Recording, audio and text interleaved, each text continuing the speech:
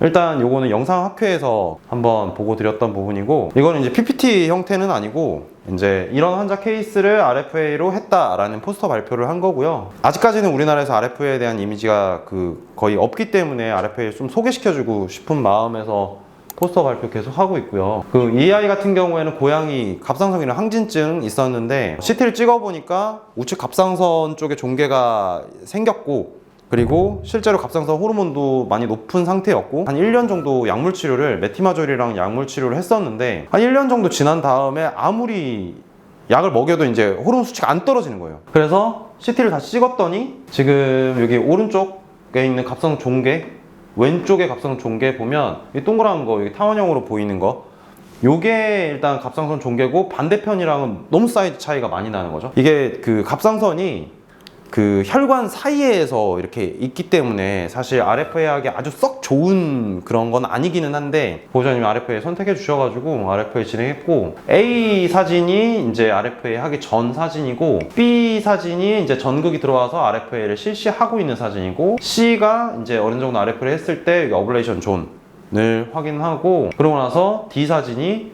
이제 RFA 직후에도 일단 좀 줄기는 했거든요. 그러고 나서 이제 팔로우업을 해가지고 RFA 한 이후에 사이즈가 점차적으로 주는 게 확인되고 1년쯤 됐는데 아직까지 약을 안 먹이거든요. 요것도 어떻게 보면 갑상선 종양이 있을 경우에 RFA도 치료 옵션이 될 수 있겠다. 다만 양쪽 다 커져 있다 라고 한다면 사실 하기 어렵죠. 사실 이것도 마찬가지, 갑상선 기능 항진증의 경우에는 약을 먹이기도 하고 방사선 치료를 하기도 하고 수술을 하기도 하고, 그리고 사료를 요오드 제한 사료 이런 것들을 먹이도 하고 하는데, 그 치료 옵션 중에서 한쪽만 편기측으로 좀 커져 있다 라고 한다면 RFA도 치료 옵션이 될 수는 있을 것 같아요. 양쪽 다 커져 있으면 다른 치료법을 선택하는 게 맞겠죠. 요거 같은 경우에는 이번에 아시아태평양 학회 있어가지고 거기서도 이제 포스터 발표한 건데, 아까 RFA 설명을 할 때 아주 큰 신장 낭종 같은 경우에 이제 우리가 RFA를 해서 치료 효과를 봤기 때문에 비슷한 아이가 하나 더 있어가지고 두 개를 이제 비교를 해가지고 RFA 한 거고, 사실 이거 결론부터 말씀을 드리면 둘 다 RFA를 할 때 첫 번째 아이는 한 9cm 정도 낭종이 컸고,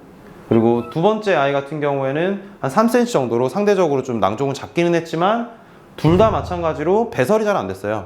한쪽 콩팥에서 낭종 때문에 눌려가지고 이제 방광으로 못 내려오는 형태였기 때문에 기능적인 부분 때문에 사실 이 부분도 혹시라도 터져버리도 문제가 되는 거고, 그리고 이제 계속적으로 조영제가 안 나가는 것처럼 오줌을 만들어내도 계속 못 내려오고 있다라고 하면 콩팥 쪽에 손상을 줄 수 있기 때문에 RFA 실시했고, 하는 방법은 똑같습니다. 아까 말씀드렸던 대로 안에 있는 낭종 빼고 그리고 나서 RFA 하고, 이렇게 해가지고 보통은 이제 시술 시간이 한 10분 이내로 보통 끝나게 되고요. 그리고 9cm였던 아이도 마찬가지고 3cm였던 아이도 마찬가지고 점차적으로 줄어서 지금 1cm 미만으로 잘 지내고 있고, 신장 수치랑 이런 것들도 다 괜찮습니다. 신장 낭종 같은 경우에, 조그만 낭종 같은 경우에 치료 잘 안 하거든요. 근데 얘가 계속적으로 커져간다든지 아니면 이제 뭔가 물리적으로 압박을 한다든지 기능적인 문제를 일으킨다라고 한다면 어떤 시술이라도 해야 되는데, 그게 알코올을 이제 주입을 하는 거라든지 아니면 개복해서 수술을 한다든지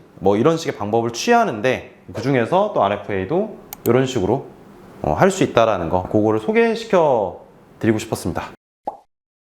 사실 예전부터 인의 쪽에서는 많이 하고 있었거든요. 이제 그거를 이제 우리나라에서도 조금 하려고 하고 있으니까 혹시라도 뭔가 기억을 해주셨으면 좋겠는 게, 수술을 할 수 있으면 수술하는 게 제일 좋습니다.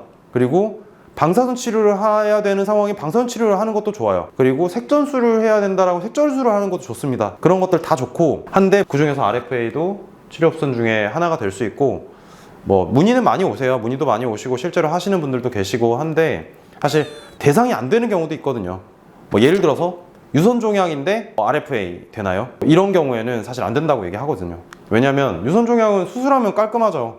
수술하면 끝나는 거예요. 근데 RFA를 해가면서 그거를 아픔을 유도를 하고 그거를 또 줄어들 때까지 기다리고, 이거는 사실 아니고, 수술이 더 좋은 경우도 많고 수술을 하지 못하거나 복강 장기 중에서 해도 되는 상황들이라고 한다면 치료 옵션 중에서 하나가 될 수는 있을 것 같습니다. 여기까지 RFA 소개였고, 제가 마지막으로 드리고 싶은 말씀은 아이들이 나이가 들어가는 게 이제 10살 정도가 되면 사람으로 따지면 이제 한 5, 60대 정도 된다라고 보면 되는데 사실 10살도 아직 아기 같거든요. 그때부터 암이 생기는 경우가 좀 많다 보니까 지금 있는 모습을 최대한 오래 가족처럼 계속 똑같은 예쁜 모습을 좀 보고 싶다라는 마음이 크시다면 조기 발견해서 많이 아프기 전에 애들을 좀 치료를 할 수 있는 방향을 선택하시는 게 좋을 것 같고, 그리고 저는 지금 계속 항암 치료를 하고 있고 적극적으로 할 의지도 있고, 그리고 종양 치료 기술에 대해서는 RFA를 하고 있지만 다른 것도 도입할 생각도 있고 한데, 앞으로는 기술이 되게 많이 발전을 하고 있고 항암제도 좋은 게 되게 많이 나왔거든요. 실제로 항암에 대한 기술들도 많이 발달을 했고 하다 보니까 너무 항암 치료나 암 치료에 대해서 너무 두려워하지 마시고, 저는 항암 치료를 할 때 보호자님들한테 항상 당부드리는 말씀이 있습니다. 절대로 안 좋은 생각하지 마시고 치료가 될 거라고 긍정적으로 생각하시고, 그리고 애 옆에서는 절대 안 우셨으면 좋겠다. 항암 치료를 하고 있는 중에도 산책도 하시고 재밌게 노시고 그런 식으로 해서 평소와 다름없이 즐거운 시간 보내셨으면 좋겠다. 그게 치료 효과에도 아마 반영이 될 거다라는 말씀 항상 전해드리고 있기 때문에, 혹시라도 이 영상을 보시는 암을 가지고 있는 반려견, 반려묘를 가족으로 데리고 계시는 보호자님들 계시면 힘내시고, 시간이 무한정 있는 건 아니기 때문에 남아있는 시간 최대한 우리 애는 항암 치료는 하지만 건강한 아이야 라는 마음을 가지고 아이들을 대했으면 좋겠습니다. 이상 마치겠습니다.